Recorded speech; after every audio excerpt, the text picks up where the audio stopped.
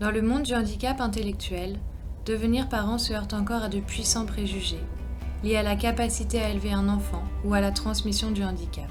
Pourtant, Isabelle, Sandra, Jocelyne, Priscilla et Jean-René ont franchi le pas, malgré le regard des autres, malgré les difficultés rencontrées. Leur choix va nous montrer que d'autres formes de parentalité existent, auxquelles on ne pense pas forcément. Parce qu'au début, ils m'ont toujours dit ouais, tu es handicapé, tu n'arriveras jamais à avoir un enfant, tu ne sauras pas t'en occuper.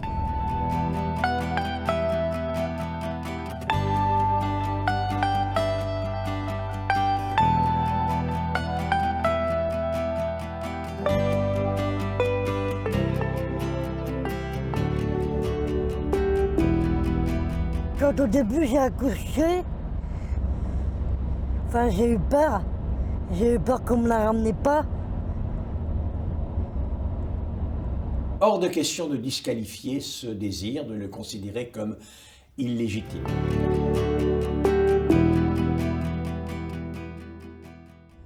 Moi j'ai un handicap. Quand j'allais à l'école, j'ai pas trop bien appris à lire et à écrire. Moi j'avais du mal à suivre, donc j'étais à l'école spéciale pour suivre les devoirs, tout ça.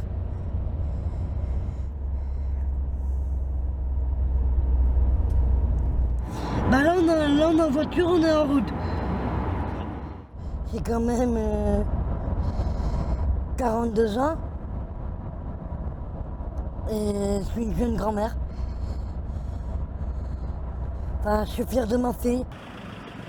Pour maintenir les liens avec sa fille, Isabelle a confié Aurore à sa sœur, que la loi désigne comme un tiers digne de confiance.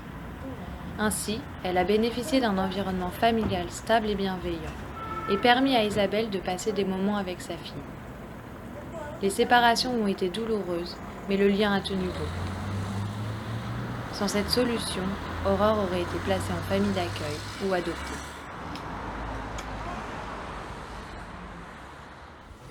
La route elle était un petit peu longue. Tout bien. Ah ouais. T'as deux mamies et moi j'ai deux mamans. Ah, t'as deux mamies. Oui, t'as deux mamies, oui.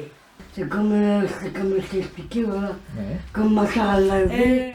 Moi j'ai C'est pas mon père à la proximité.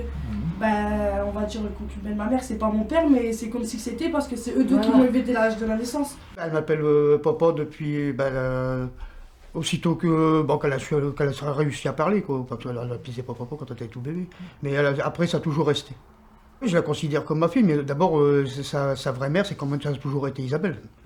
Mais pour notre personnel, pour moi et ma femme, pour nous, c'est notre fille, c'est tout. C'est-à-dire qu'elle a deux mères et puis un père. De bébé à 20 ans, c'est moi que je l'ai élevée. En fin de compte, c'est quand même ma nièce. La voir partir dans un foyer ou d'être ramassée, on a pris la décision de la garder avec nous, de l'élever. D'abord, on l'a élevée depuis toute petite. Quand elle venait puis que Aurore elle m'appelait maman, Isabelle, ça lui faisait tout drôle. Trop souvent, on fait la confusion entre filiation et parentalité. La filiation, c'est être fils ou fille d'eux, et ça confère un état civil, une nationalité, des droits. Donc, ça crée un lien qui est indéfectible et qui est pour la vie. On est le fils ou la fille de quelqu'un à vie. Tandis que l'autorité parentale, donc ce que j'appelle la parentalité, qui est vraiment la parentalité, ça ne s'exerce que jusqu'à l'âge de 18 ans, jusqu'à ce que la personne soit majeure. Donc là, c'est en réalité la possibilité pour une personne adulte d'agir en lieu et place et d'exercer une certaine autorité, l'autorité parentale, sur la personne mineure. Les liens d'attachement, ils ne se construisent pas uniquement avec les parents. Des liens peuvent se construire avec des grands-parents, avec des frères et sœurs, avec des tantes, puis de façon plus large, pourquoi pas effectivement avec une famille d'accueil, les maîtresses d'école. L'enfant construit des liens d'attachement avec toute personne qui va le sécuriser autour de lui, qui va être sécurisante. tout ce qu'on a acquis de positif dans les premiers mois de vie, qui donne ce qu'on appelle un attachement sécure, eh bien, a priori, pour le fiche en l'air, c'est quasi impossible. Une fois si on l'a acquis très tôt et qu'on l'a acquis, on le garde. Mais l'inverse n'est pas vrai. Les humains, c'est pas comme de la mathématique, c'est pas comme l'addition ou la multiplication, on ne peut pas changer les trucs, 2 fois 4 égale 4 fois 2, mais pour les humains, non, c'est pas vrai, c'est pas commutatif. Donc, si on n'a pas acquis, eh bien, on peut l'acquérir. C'est plus long, plus difficile, et du coup, c'est moins sûr qu'on le garde ensuite tout le temps. C'est-à-dire il faudra que ça soit sécurisé plus longtemps au cours de la vie. Mais l'attachement insécure peut devenir sécure.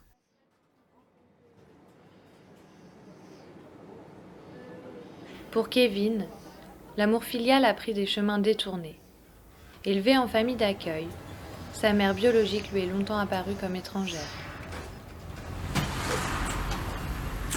Bonjour maman, ça va? Oui, ça va. Ah, t'as mis le beau collier que je t'avais offert? Oui. Ouais, tu lui avais offert quand? Pour la fête des mères. Ah ouais? Ouais. C'était une dimanche. Mais elle l'a déjà cassé. Mais elle le met souvent. Ça m'étonne Ouais, pas. je mets souvent. Ouais, tu dis toujours, c'est mon fils qui me l'a donné. C'est pas vrai?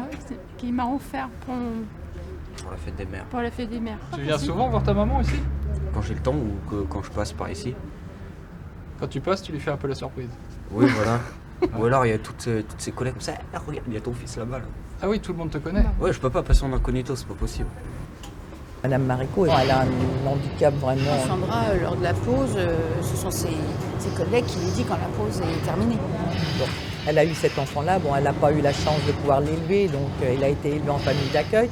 Mais bon, Madame Maréco a des liens très forts avec son fils par rapport à tout ce que les gens autour ont pu installer, ont pu mettre. Plus Kevin grandit, plus le Il lien se rapproche. Alors que quand Kevin était tout petit, le lien était très très loin. Et c'est vrai que Kevin, au début, quand il venait voir sa maman ici, il était tout petit, il avait 7-8 ans peut-être, je m'en souviens, il était fort désagréable avec sa maman, fort désagréable.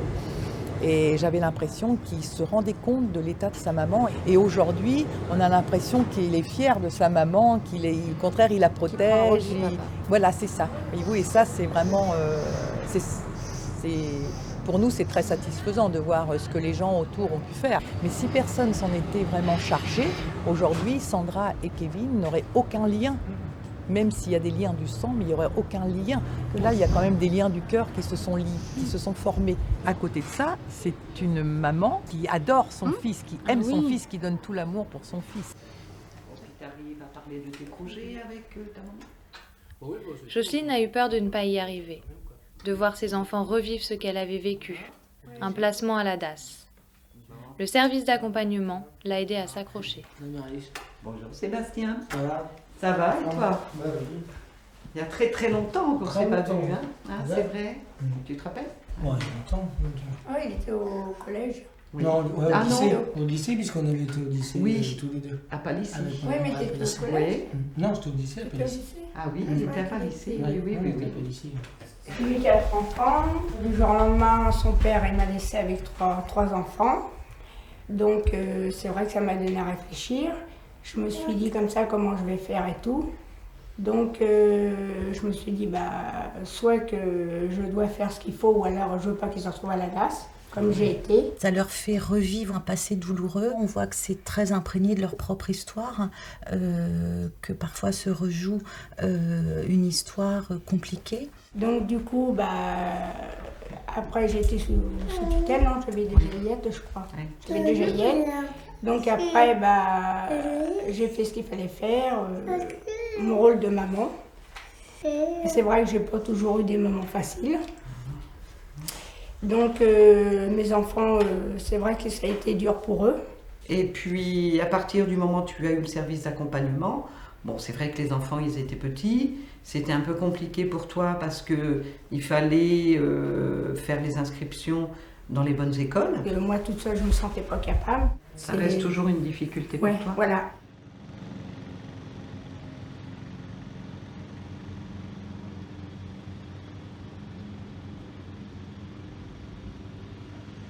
Jean-René est papa de 2 enfants, Maëlys, 3 ans, et Stanislas, né il y a 6 mois. Il vit avec Priscilla, la maman, depuis de nombreuses années.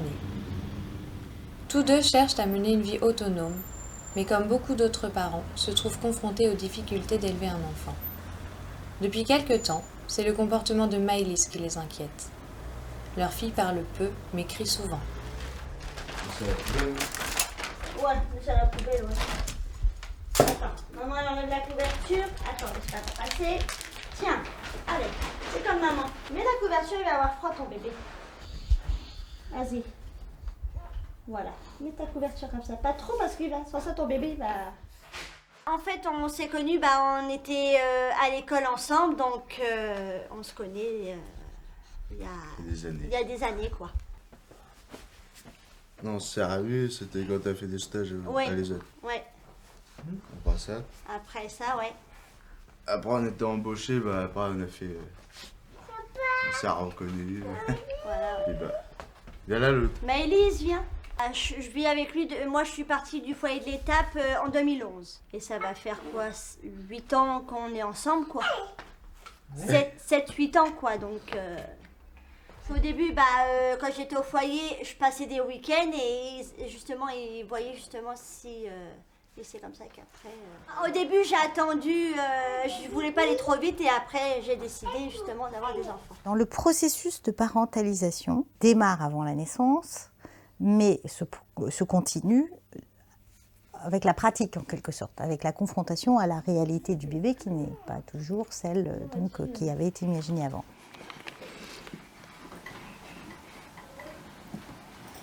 Doucement. Maëlys, c'est vrai qu'elle est un peu dure. Lundi, je suis allée pour mon fils au médecin, là, et vu qu'elle est rentrée avec moi, le médecin a vu qu'elle était vraiment rapide, et c'est pour ça qu'elle m'a dit, est-ce que vous avez besoin d'aide? Et après, elle m'a demandé si je voulais voir justement pour ma fille un CMPP, je lui ai dit oui. Quand je m'occupe de son frère, je peux pas laisser son frère et puis m'occuper en même temps de la petite, donc... Au départ, elle pouvait pas m'assumer toute seule, donc c'est ma tante qui m'a pris en charge pour éviter que je sois placée en fait, pour que je puisse avoir des nouvelles un peu de tout le monde. Quand je suis rentrée en CM1, je l'ai plus revue parce qu'elle est partie sur Rouen, j'avais même pas été mise au courant, ça m'a fait tout drôle parce que je pensais aller retourner le week-end là-bas et en fait elle était déjà partie, on m'avait pas prévenu pour pas que ça puisse me faire du mal. Et du coup après, du jour au lendemain qu'elle est partie, j'avais plus eu de contact. Et au bout d'un an, seulement au bout des 1 an qu'elle est partie sur Rouen, j'ai pu la revoir parce qu'on avait réussi à retourner en contact avec eux pour avoir leur adresse, tout ça. Si je me rappelle bien, je suis passée au tribunal en 2010-2011. Il y avait une instance sociale qui lui avait déjà donné l'accord d'avoir la garde, mais on était repassé pour savoir si je voulais revivre avec ma vraie mère ou ma tante. J'ai préféré rester avec ma tante que repartir avec ma mère en voyant sa situation. Aujourd'hui, de plus en plus, l'on tente de créer des conditions de coparentalité, de telle sorte que soient préservés les liens affectifs essentiels aussi bien pour la mère, et je parle surtout de la mère car elle est surtout concernée, aussi bien pour la mère que pour l'enfant. L'entourage, aussi bien l'entourage familial que l'entourage amical, les proches de ses parents, les proches de cette mère peuvent penser qu'il y a quelqu'un proche de cet enfant qui puisse justement assumer cette autorité parentale par délégation. C'est un très beau mot, par délégation. Et ça, c'est possible. C'est possible, d'autant plus qu'il y a eu un petit texte en 2002, un petit ajout qui permet justement aux parents qui le souhaitent, aux parents singuliers ou pluriels, qui le souhaitent, en quelque sorte de passer un contrat, de passer un accord avec quelqu'un de proche en qui ils ont totalement confiance et de proposer cet accord au juge. Isabelle elle était contente qu'on avait fait les démarches d'abord elle est toujours en relation au téléphone avec elle lui écrit, elle vient. Ma mère, ça restera ma mère, malgré qu'elle ne m'a pas élevée, qu'elle a eu des moments difficiles, ça restera ma mère, une mère on n'en a qu'une. Ce ne fut pas si simple pour Kevin, qui mit beaucoup de temps avant de tisser un lien fort avec sa mère.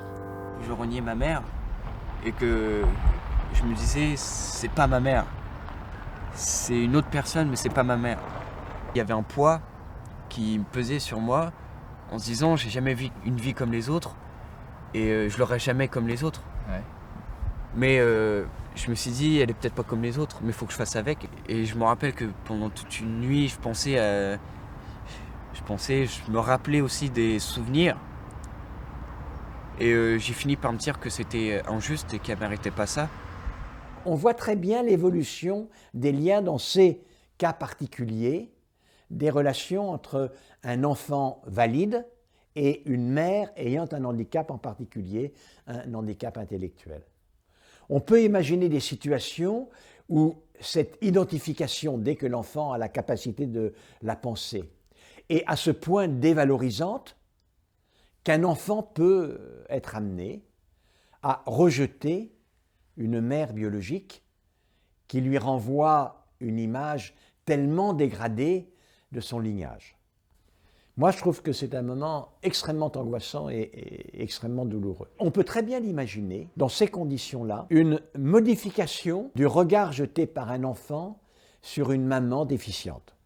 Ce regard, dont le lien n'a jamais disparu, a laissé la place au regard d'un jeune adulte sur la complexité de la vie, la diversité des situations, peut d'un coup se changer en une immense affection. Il y a eu aussi l'appui de ma famille d'accueil qui m'a dit c'est ta mère.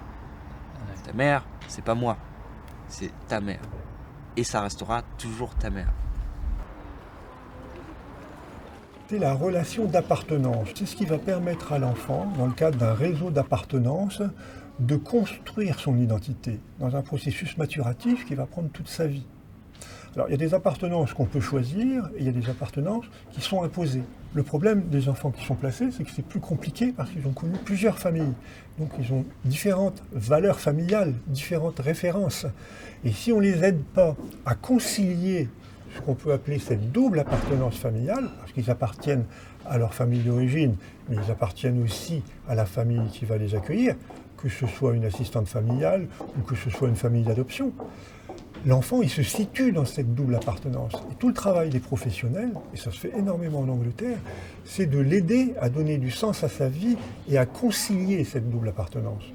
Et les Anglais, mais aussi, on a pu voyager aussi en Pologne, et aussi les Québécois, pour aider l'enfant à concilier son double système d'appartenance, créent avec lui ce qu'ils appellent le livre de l'histoire de vie, c'est-à-dire qu'ils reprennent avec lui tous les événements de sa vie, ils les commentent, l'enfant fait des dessins, on met des photos de ses parents et on déroule toute son histoire en la révisitant et en lui donnant du sens. Ça permet pour l'enfant de lier les différents événements de sa vie et de concilier cette double appartenance. Alors moi, je t'ai connue quand j'étais encore dans le suivi de la famille, on va dire, hein, puisque voilà, c'était pour tout le monde. Il n'y avait pas que maman. Hein. Je voulais faire en sorte que les projets de ta maman, c'était aussi que ses enfants réussissent et que ses enfants ne manquent de rien. Donc que ça soit au niveau des études, au niveau matériel, enfin voilà, hein, c'est toujours battu pour ça. Et on peut dire qu'elle a... elle a réussi. Elle a réussi, ta maman. Oui, qu'on est maintenant, on a quand même une maison. Enfin, moi, j'ai ma maison. Oui, j'ai appris que tu avais ta maison aussi. Construire. Et puis, j'ai ma copine, j'ai deux filles. On est bien, quoi. Oui, oui. Tout le temps, on faisait les devoirs quand même, parce que dans les prochains moments, sinon c'était bien. C'est vrai que maman, elle ne lâchait pas. Non, et je me souviens qu'on avait trouvé une dame qui faisait de l'hergénois. Vous vous rappelez de Virginie? Et puis maman, elle était derrière aussi. Hein. Oui, c'est vrai. Elle vous a bien aidé, hein, Virginie. Ah, c'était une étudiante, oui, au collège. Mais ça vous a aidé? Oui, bah oui, ça nous a aidé. Surtout pour faire les devoirs les soirs, tout ça. C'est toujours un surplus. On a essayé, hein, avec ta maman, de mettre tous les soutiens et les aides possibles pour que vous ayez, on dira, de bonnes conditions de vie, tout en restant en famille, Et là, on peut voir, vous êtes une famille bien soudée, même il y a les petits-enfants et tout. Jocelyne et ses enfants furent parmi les premières familles, peu nombreuses au départ, à être suivies par le service d'accompagnement à la vie sociale. Aujourd'hui, 13 000 enfants naissent chaque année de parents souffrant d'un handicap intellectuel. Alors, à l'ouverture du service, en 1987, le service a commencé à travailler avec 10 personnes et sur ces 10 personnes, il y avait déjà 4 familles. Avec plusieurs enfants pour certaines familles, il y avait un couple marié et il y avait 3 familles monoparentales. L'information en matière d'affectivité, d'intimité, de sexualité auprès des personnes handicapées à cette époque-là n'existait pas. La méconnaissance de son corps, comment ça fonctionne, pour certaines personnes, elles se sont retrouvées enceintes sans vraiment le détecter tout de suite. C'était des femmes qui très vite se sont retrouvées seules à porter leur grossesse et à élever leurs enfants parce qu'à l'annonce de l'arrivée du bébé, les pères ont disparu. Alors avec le temps, les mentalités ont un peu bougé. On a aussi appris à mieux se connaître, à s'interpeller pour travailler ensemble. Le service d'accompagnement a mis en place cette année des actions, ce qu'on appelle les actions REAP. Donc c'est un réseau d'écoute et d'appui auprès des parents. On a utilisé comme support le jeu entre les parents et leurs enfants. Donc, comme on démarre, on a fait avec les moyens du bord. On nous a prêté une salle, des jeux, des tapis. On a investi un petit peu et on a déjà engagé quelques actions avec quelques parents. Le principe, c'était aussi un petit peu pour les invités, c'est que en participant à ces actions, la famille repartait avec un cadeau, donc un jeu ciblé, adapté à l'âge de l'enfant, et l'objectif est qu'il réutilise le jeu, enfin qu'il se l'approprie à la maison. Voilà, regarde. Qu'est-ce que c'est dedans, regarde. Non, Maëlys. Regarde, Bon. Allez. Non, Maëlys, non. Non. C'est pas ça.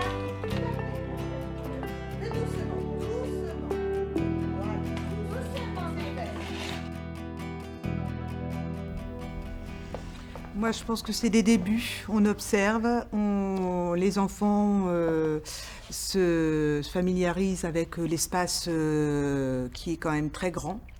Je pense qu'au fur et à mesure, entre les mamans et les enfants, il y a des choses qui se passent par des petits regards, par des petits gestes, etc. Et le but, c'est que ces choses-là, ils puissent le reprendre à domicile, jouer tout simplement des jeux de cartes ou des choses simples, courts. Et ça, c'est notre but aussi, qu'ils passent des moments à l'extérieur de leur travail avec leurs enfants. Et puis chercher aussi comment trouver sa place en tant que professionnel dans ce type d'activité. Quand on arrive ici, on peut se sentir un peu perdu.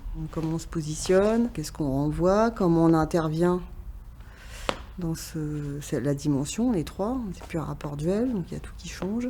Non, après, ça donne des idées de comment procéder par la suite. Allez. Maman, tu l'as. Ah, maman. Mais oui. On vit ensemble en fait. Il n'y a que 2 ans qu'on est séparés avec le papa. Moi, je demeure à Sotteville en accueillant John. Il est calme de nature comme garçon, oui. Il a du caractère, comme tous les gamins d'ailleurs. C'est-à-dire ? C'est que quand il a un truc qui ne va pas, il n'est pas d'accord, il se met à bouder ou alors en colère. Quoi.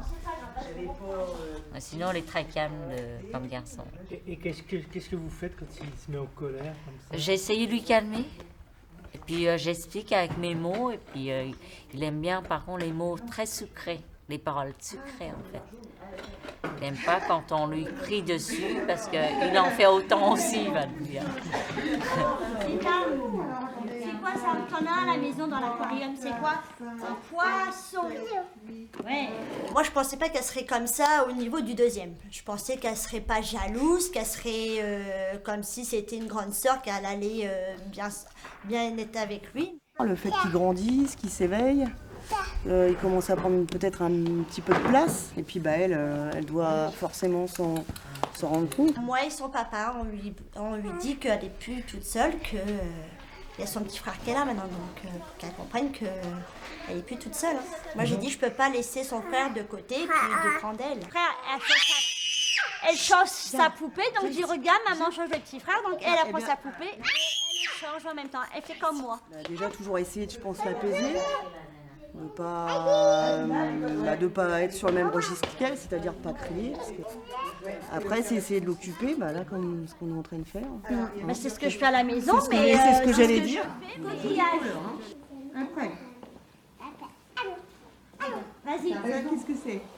C'est un hippocampe. Dans l'exercice au quotidien de notre activité d'éducateur auprès de ces familles, de ces parents, ça reste parfois un peu compliqué. Elle a 3 ans, je crois qu'elle le dit, 3 ans et demi même, une enfant qui ne parle pas du tout, si j'ai bien compris, qui crie beaucoup, mais qui crie peut-être beaucoup parce qu'elle ne parle pas. Qui a l'air d'être en relation, donc qui n'a pas l'air d'avoir développé un trouble sévère de la communication, il ne s'agit pas de ça, mais qui a établi des manières de communiquer qui sont inadéquates. Moi, je ne sais pas la cause. Ce que je sais, c'est qu'il va falloir s'occuper du langage de l'enfant, qu'on va espérer d'ailleurs qu'en agissant sur le langage de l'enfant, on va immédiatement avoir ces modalités d'interpellation. Vas-y. Je te laisse, vas-y. Encore, vas-y. Mais encore, mais... Là, tu peux en mettre là aussi. Vas-y. La CMPP, elle joue, Madame Poulain lui sort des jouets, donc quand elle a une poupée, donc du coup, elle fait comme moi, elle donne le biberon à son bébé, elle lui donne à manger, elle le change, elle fait tout ce que je fais, elle fait pareil, quoi. Je dis que c'est bien, au moins comme ça, elle sait que quand moi je suis occupée avec son petit frère, elle prend sa poupée et elle fait pareil que moi. Oui. Martine, oui. Quand je vais à la maison, je fais une visite à domicile avec la maman, c'est en premier lieu pour travailler sur son projet à elle, ses demandes. Et les demandes, elles ne sont pas forcément liées à sa fille. Donc là, je trouve que là, ça va me permettre d'avoir un appui. Voilà. Parce que là, on en a parlé tout à l'heure, toutes les deux en aparté. Enfin, en tout cas, on a trouvé des temps pour en discuter. Et c'est vrai que là, ça va me permettre d'avoir il y a un maillage. Et puis, ça crée un lien, je trouve, avec la maman. Un lien que... je trouve que j'avais pas encore trouvé. Dans le travail de la parentalité, c'est aussi pouvoir que les parents puissent apprendre que c'est tout simple de jouer, des petites cartes, tout simplement, du dialogue, des petits mimiques, etc. Et de pouvoir essayer de reprendre ça à la maison tranquillement, à des moments calmes, à des moments sereins entre eux. De s'écouter, d'observer. Déjà, si on s'observe à la maison, entre parents, on va forcément observer et écouter à l'école. C'est quelque chose qu'il faut répéter parce que c'est pas spontané. Parentalité partagée, déléguée ou accompagnée par l'entourage ou par des professionnels. Parentalité à temps partiel. Toutes ces façons d'être parent questionnent le modèle familial traditionnel et sans le remettre en cause, montrent que l'intérêt de l'enfant peut emprunter des chemins de traverse.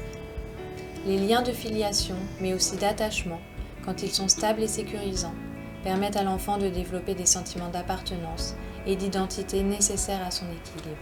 C'est au moment du projet d'enfant que tout ceci se prépare, car le chemin sera difficile. Alors quand une personne nous parle de désir d'enfant, donc nous essayons de comprendre pourquoi elle a envie d'avoir cet enfant. On essaie de comprendre aussi son désir et puis aussi voir un petit peu comment se présente la chose. Si cette personne est en couple, on essaie de lui faire comprendre aussi tous les avantages et les inconvénients aussi d'avoir un enfant. Parce que ça comporte. Quand l'enfant grandit, on essaie de la mettre en situation de parents. Tous les conseils que j'ai pu leur apporter n'ont pas changé vraiment leur point de vue. Donc après, on essaie, si vous voulez, de voir ensemble et puis de construire leur projet ensemble, mais toujours avec un frein, si vous voulez, parce que c'est pas évident dans le milieu du handicap d'avoir un enfant à éduquer, à soutenir. Les parents qui ont des vulnérabilités psychiques, mais bien sûr, les vulnérabilités cognitives ou les vulnérabilités physiques vont aussi être confrontés aux exigences d'un bébé. Le développement, c'est hyper rapide. Et dans les premiers mois de la vie, on court derrière. Lui, il est sprinter, c'est un TGV. On parle beaucoup des énormes compétences qui sont là, mais dont on oublie de dire que ce sont quand même beaucoup des compétences potentielles. Alors, il y a des choses plus simples, dont on sait qu'elles sont très importantes et qui ont beaucoup révolutionné, y compris la psychiatrie, c'est quand même les compétences relationnelles. On s'est aperçu qu'en fait, elles étaient encore plus précoces que ce qu'on pensait, y compris les psys, et que d'emblée, quasiment à la naissance, avant 72 heures de vie, montrent que les bébés imitent des gestes simples, puisqu'ils imitent des choses qu'ils peuvent imiter, et or ils ont peu de possibilités. Mais ils n'imitent pas que le fait de tirer la langue, ils peuvent imiter les mouvements des mains. Ils imitent des clignements d'yeux, enfin ils imitent des choses qui sont intéressantes pour eux aussi, il ne faut pas oublier, ils ne vont pas imiter vos doigts de pied, ça n'a aucun intérêt. Donc le visage et les mains, parce que c'est essentiellement ça qui est le plus mobile et qui est le plus intéressant dans les relations. Et encore plus intéressant de ça, ils ont des compétences mnésiques très importantes, et mnésiques prises dans le relationnel, c'est-à-dire dans les premières, là c'est un peu plus tard parce qu'il faut un peu de temps, on joue avec eux, par exemple un jeu de se tirer la langue, je te tire la langue, tu me tires la langue, je te tire la langue. Voilà, c'est pas la barbichette mais presque. Et puis on se sépare pendant quelques jours et on rejoue, on repropose au bébé la même personne dans la même situation, en face à face, c'est souvent en face à face, à une distance raisonnable parce que le bébé voit flou, c'est un grand myope. Et en fait, avant même de démarrer le jeu, le bébé initie le jeu. Que vraiment, le tout petit bébé, il a besoin d'être en relation. Effectivement, un enfant qui vit dans un environnement extrêmement clos, extrêmement pauvre en termes de relations, est un enfant qui risque à terme de peu s'épanouir. Alors, il peut supporter que ça ne dure pas très longtemps, qu'il n'y en ait pas beaucoup des échanges vocaux, qu'il ne joue pas tout le temps, il n'y a pas besoin d'être surstimulé. Mais s'il n'en a pas du tout, c'est sûr que ça n'ira pas. Et ça n'ira pas, on peut même expliquer aux parents que ça n'ira pas. Parce que les parents qui ont un trouble cognitif et qui en ont conscience, ils souhaitent que leurs enfants aillent à l'école normale, pas là où ils ont été eux. C'est pas ça qu'ils veulent pour leurs enfants. Comment offrir à cet enfant à la fois le milieu affectif essentiel, mais également le milieu de stimulation intellectuelle pour qu'il arrive à exprimer toutes les potentialités biologiques dont il a hérité. Ça, c'est un devoir de la société humaine que de le lui permettre. Il y a tout à construire, tout à réfléchir sur de quoi ont besoin ses parents, quelles aides ils demandent ou pas, est-ce qu'ils les acceptent, qu'est-ce qui est le plus bénéfique pour les parents mais aussi pour les enfants. Je pense que de la part des professionnels, il faut accepter que cette parentalité elle existe aujourd'hui, que beaucoup de parents ont besoin d'un soutien et non plus tellement d'un jugement. Il y a besoin d'un accompagnement bienveillant. Pour éventuellement aussi à un moment poser le cadre s'il le faut quand c'est dangereux, quand l'enfant est en danger. Isabelle, Aurore, Kevin, Sandra, Jocelyne, Priscilla, Jean-René prouvent tous que le handicap, même s'il complique les conditions de la parentalité, ne l'empêche pas, car face aux difficultés, des solutions innovantes sont trouvées pour maintenir des relations de qualité entre parents et enfants. Pourraient-elles servir à tous ? Aujourd'hui, 50% des enfants de notre pays ne sont pas élevés par leurs deux parents. Je suis fière de ma soeur, tu vois. tu serais pas là, j'aurais pas eu ma fille, puis j'aurais pas connu mon petit-fils, tu vois. Elle a tout fait pour qu'on arrive bien quand même à l'école, à faire tout ce qu'il faut, à nous mettre sur la bonne voie. On n'a jamais rien manqué. Dis-toi bien qu'il y a des choses qui bougent. Je sais que tu en verras encore. C'est la société qui doit évoluer dans ce sens, quoi. Ça va venir, mais il y a encore du chemin à faire. Je me vois à travers le petit qui a sa maman qui est handicapée. Si je le recroise plus tard et qu'il fait comme moi et qu'il assume pas, je pense que j'y parlerai. Et puis, donc je ferai pas un sermon, mais je dirais d'aimer comme elle est et non comme elle voudrait qu'elle soit. Et c'est pas parce qu'ils sont handicapés que c'est pas des vraies personnes. Ils ont peut-être un handicap physique, mental, mais au lieu de les rabaisser, il faudrait quand même les pousser vers le haut.